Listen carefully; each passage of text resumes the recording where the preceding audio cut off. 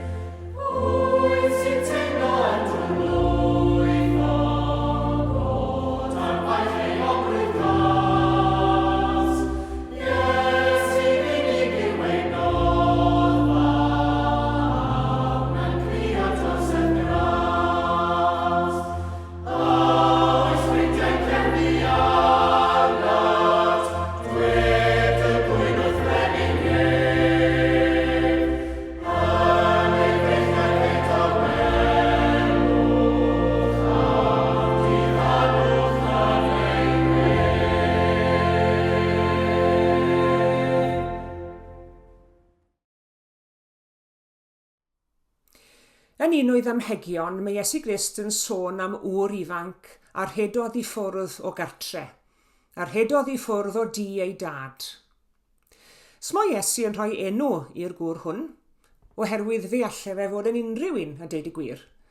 Ond i ni wedi dod i adnabod fel y mab afradlon, neu'r mab colledig. Ac mae'r hanes i'w gweld yn y 15fed bennod o Efengyl Luc. Yr oedd dyn a chanddo ddau fab. A'r ddau mor wahanol i'w gilydd ac y gall dau fab fod. Ond mae yna un peth bach yn gyffredin rhwng y ddau fab, rhwng y ddau frawd hefyd. A hynny yw, mi roedd y ddau ohonyn nhw ar goll. Y mab hynaf ar goll gartref, a'r mab ifanca ar goll oddi cartre. Ac o'r ddau fab, y mab sydd wedi apelio mwyaf ato ni yw'r mab ifanca. A hynny falle am fod mwy ohono fe yno ni nag yr ydyn ni'n barod i gydnabod. Trio dod i'w adnabod a wnawn ni'n yn ystod y munudau hyn yn awr. Ac o'i adnabod adnabod rhyw gymaint ohono ni'n hunain yno fe. Sut mae adnabod rhywun? Wel, mae rhaid i chi fyw yng nghwmni rhywun mwyn dod i'n nabod nhw'n dda yn dos e. Ond mae yna ffordd arall hefyd i adnabod rhywun, sef drwy wrando arno fe'n siarad, drwy wrando ar ei eiriau a'i idiomau. Dim ond i ni wrando'n ofalus ar bobl, i ni'n dod i'w hadnabod nhw'n go dda. A dim ond i ni wrando'n ofalus ar y mab ifanca yn siarad fan hyn drwy'r ddameg hon. Fe welwn ni'n syth fod na un gair yn dod i'r brig, a'r gair hwnnw ydy'r gair eisiau. Mae eisiau rhyw bethau arno fe, ac yn hynny o beth, i ni gyd yn go debyg iddo fe. Creadu'r anghennus yw dyn wedi bod eriod. I ni moyn rhywbeth, i ni eisiau rhywbeth drwy'r amser. Creadu'r anghennus yw bob person, o'i gri cynta hyd i gwyn olaf. Roedd eisiau ar y mab ifanca fe. Ac mae'r ddameg yn datgelu 3 pheth yr oedd eisiau arno fe. Ac yn gynta, wel, roedd eisiau siar, mi roedd eisiau i siar.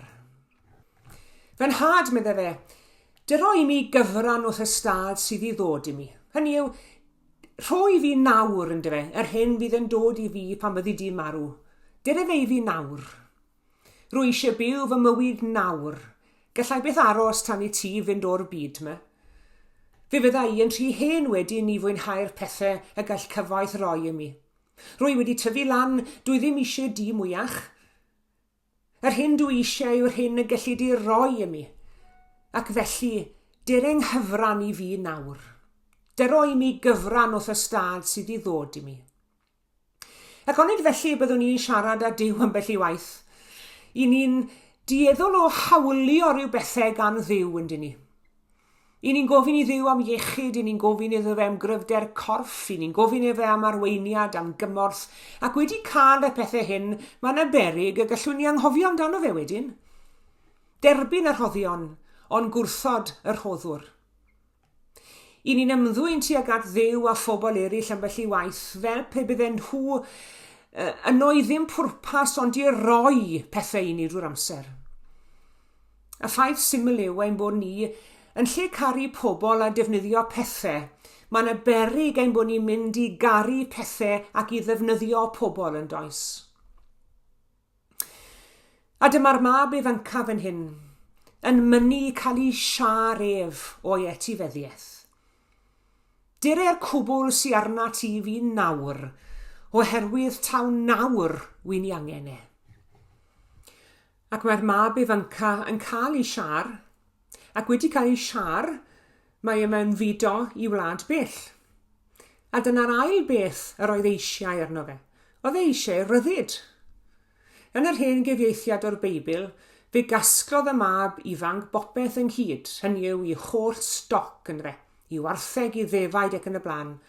Ond mae'r cyfieithiad newydd o'r Beibl yn dweud wrthon ni bod y mab ifanc wedi troi ei holl stoc yn arian, ac mae'n rhaid bod ganddo swm go lew o arian wedyn ni. A chyda llaw, sdim pwynt I neb fynd I chwilio am y wlad bell ar unrhyw fap o'r byd, oherwydd nid ar fap o'r byd y mae'r wlad honno, ond ar fap ein calon. Gallwn fod yn y wlad bell heb symud cam o'r man lle ni'n sefyll ar hyn o bryd. A chydag arian yn ei boced, a cham cyflym, fe brysurodd y mab ifanca tua'r wlad lle y gall ddilyn dymuniadau galon ei hun. Roedd y gorffennol wedi peidio bod iddo fe. Y presennol oedd amdani nawr. A'r presennol hwnnw yn ddengar yn ei addewidion ac yn ddisglair fel y gwawr newydd. A mae'n gwneud ffrindiau newydd wrth gwrs, ond mae ffrindiau ni drin yn union fel roedd wedi trin I dad. Maen nhw'n I ddefnyddio fe, I fodloni chwantau ei hunain. Mae'n handi iawn I gael ffrind a digon o arian, chwel yn dwi. Nid I geisio fe fel ffrind, hynny yw, nid I geisio fe amdano fe'i hunan fel person yn nhw'n gwneud, ond ceisio moyn yr hyn oedd ganddo fe o'n nhw yn dyfe. Wedi'r arian ddod I ben, doedd dim diddordeb gyda nhw ynddo fe mwyach. Ac yn union fel y bu yntau droi gefen ar ei dad, fe drodd I ffrindiau cyfnau arno fe a'i adael yn unig. Mae e'n unig, mae e'n newynog, mae e'n wrthodedig. Yn wir, mae e'n mewn cyflwr difrifol iawn. Aeth yn weithiwr cyflog un o ddinasyddion y wlad bydd yr hanes, ac anfonodd hwnnw fe i'w geie I ofalu am y moch. Ac I iddew oedd yn ystyried moch fel symbolon o amhirdeb neu rhywbeth brwnt gallai gweithio ymlith y moch, fyth a wedi bod yn rhywbeth mwy diraddiol iddo fe. Mae wedi bwrw'r gwaelodion, ac yn falch o fedru bita bwyd y moch hyd yn oed. Ond o'r gwaelod hwnnw, o'r dyfnder hwnnw, fe gododd llef ungol o'i galon. Faint o weision cyflog sy'n gan fy nhad medda fe, a phob un ohonyn nhw'n cael mwy na digon I fita a minnau fe'n hyn yn starfo. Ac mae'r gweld hwnnw gweld I hunan yn esgod ar eisiau arall yn ei galon e. Oedd eisiau siar, oedd eisiau ryddid, ond nawr mae eisiau dad. Fe godaf medda fe, ac af at fy nhad. Ie, roedd eisiau siar, eisiau ryddid, ond erbyn hyn, oedd eisiau dad. Wedi dde fe fethu, oedd eisiau dad wedyn. Pam y penderfynodd ddianc o anialwch i drieni tybed? Ai oherwydd i fod e wedi cael digon ar y ffarmwr nad oedd yn bodlon rhoi bwyd iddo fe? Ai oherwydd oedd e wedi blino ar ei ffordd o fyw? Ai oherwydd iddo fe ddihuno? Ac fe welodd e y fath fes oedd e wedi gwneud o'i fywyd? Wel na sa'n credu. Byddai'r un o'r resymau hynny ddim wedi peri iddo fe godi a mynd ati dad. Mwy na thebyg a byddai'r resymau fel yna wedi peri iddo fe grogi hun a rhoi diwedd ar ei fywyd. Fe gododd ac fe ddychwelodd adre nid oherwydd bod ei feddwl ar gyflwr trieni sef ei hunan, ond fe gododd a mynd adre oherwydd yr oedd e'n gwybod fod ei dad yn barod i'w dderbyn. Oedd e'n methu maddau i'w hunan, ond oedd e'n gwybod bod na fyddeiant yng nghariad y tad, y pechodd yn ei erbyn, pan fydde fe'n cyrraedd adre. Ymlith y pethau trist i ni'n clywed ar y newyddion o ddydd i ddydd yw'r hanes am bobl ifanc yn gadael cartre, a neb yn gwybod le maen nhw nac yn gallu dod o hyd iddyn nhw. A weithiau bydd y rhieni'n ymddangos ar y teledu a dagren i llyged, yn llawn emosiwn wrth reswm yn apelio ar i'w plentyn i ddychwelyd adre a bydden nhw'n cloi gyda'r geiriau "We love you, ni'n dygaru di'n fawr iawn, dere gytre." Ac onid y pêl cariad Duw ar un i ddychwelyd ato ef yw un o brif bwysleisiau'r Beibl. A pêl i ni'n clywed yn llyfr Joel, yn awr medde'r arglwydd, dychwelaf ataf a choll galon.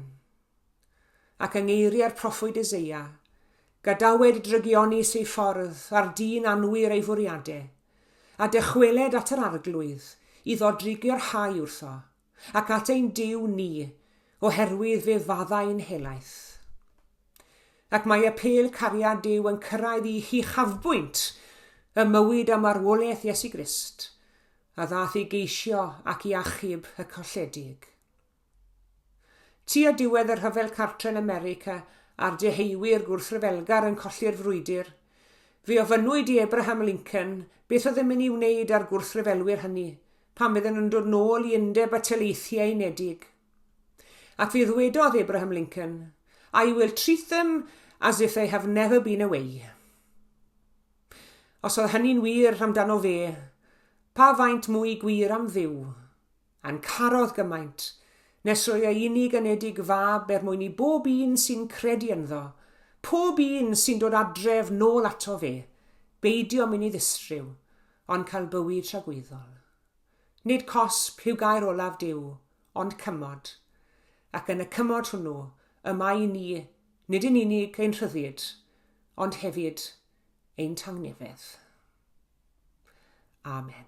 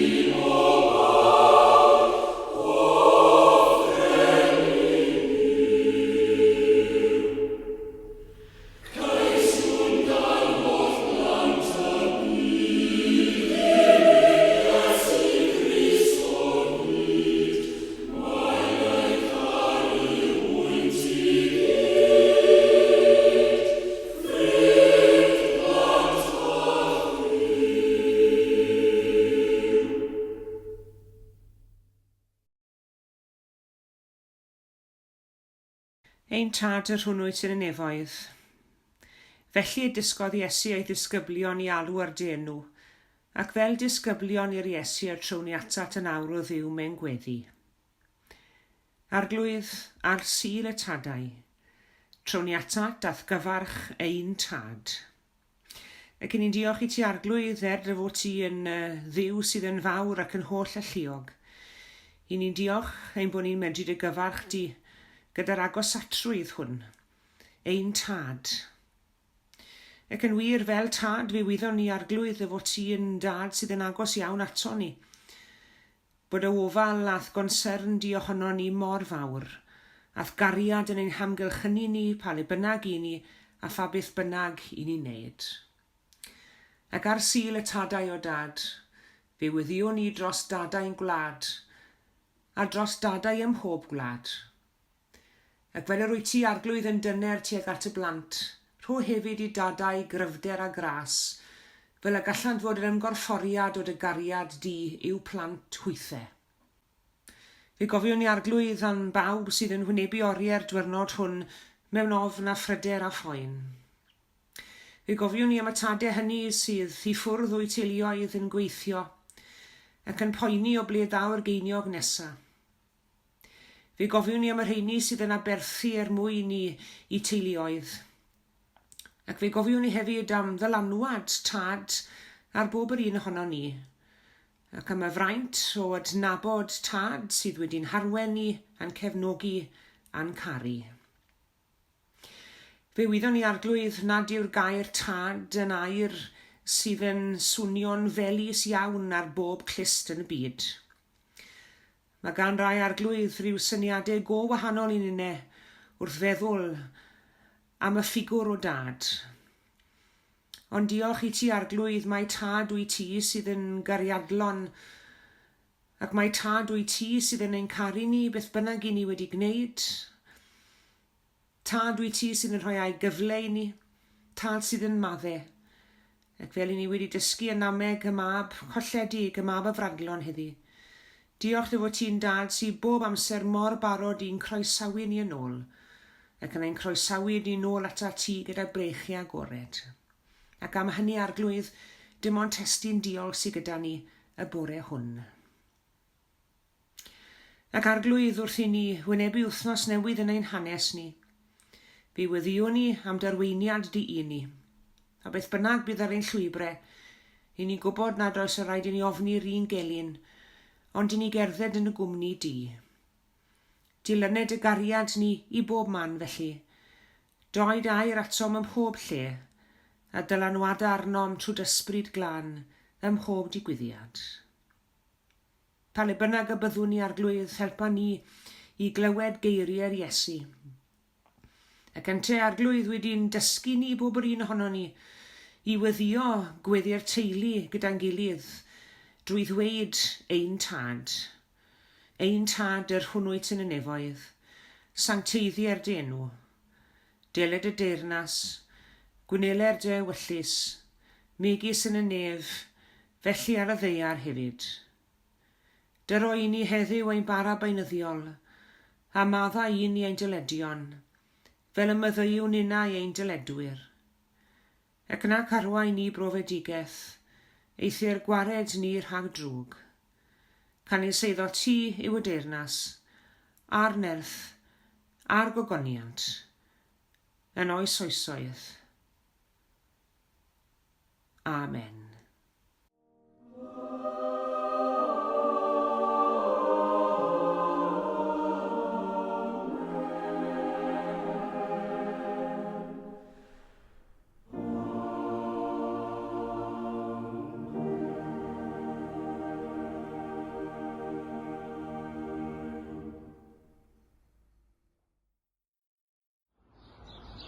Diolch yn fawr iawn i chi gyd am eich cwmni yn yr oedfa. Tan y sul nesaf, cadwch yn ddiogel ac yn iach.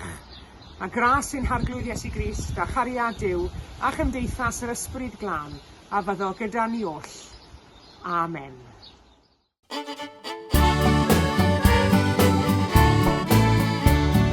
Pan wyt arfor bywyd ac o don i don, pan fo ofni suddo yn tristai dy fron, cyfrif y bendithion bob yn un ac un, syniw neuad gymaint a wnaeth Duw i ddyn. Cyfrif y bendithion un nac un, cyfri gymaint a wnaeth Duw I ddyn. Y bendithion, cyfri fi nac un, syni wneud gymaint a wnaeth Duw I ddyn. A yw baich gofalon bywyd ddaw I ffran, gyda phwysau'r groes yn llethu ysbryd gwan. Cyfrif y bendithion ar ifnerth i'r daith, yn lle cwyno canu mwyach fydd dy waith. Cyfrif y bendithion I nac un, cyfrif gymaint a wnaeth Duw I ddyn. Y bendithion, cyfrif I nac un, syni wneud gymaint a wnaeth Duw I ddyn. Os oes rai yn meddu air a thir y llawr, cofia fod I tithau etifeddiaeth fawr. Cyfrif y bendithion mae'n diwch gwerth y byd, eiddod Iesu'n ffrind ar nef yn gartref clyd. Cyfrif y bendithion I nac un, cyfrif gymaint a wnaeth Duw I ddyn. Y bendithion, cyfrif I nac un, syni wneud gymaint a wnaeth Duw I ddyn. Felly yn y rhyfel mod danlli Duw, paid â di gael onni drosod mai dy ddiw. Cyfrif y bendithion, mae ei engi lef, yn dy wylio nesid gyrraedd fi i'r nef. Cyfrif y bendithion I nac un, cyfrif gymaint a wnaeth Duw I ddyn. Y bendithion, cyfrif I nac un, syni wneud gymaint a wnaeth Duw I ddyn.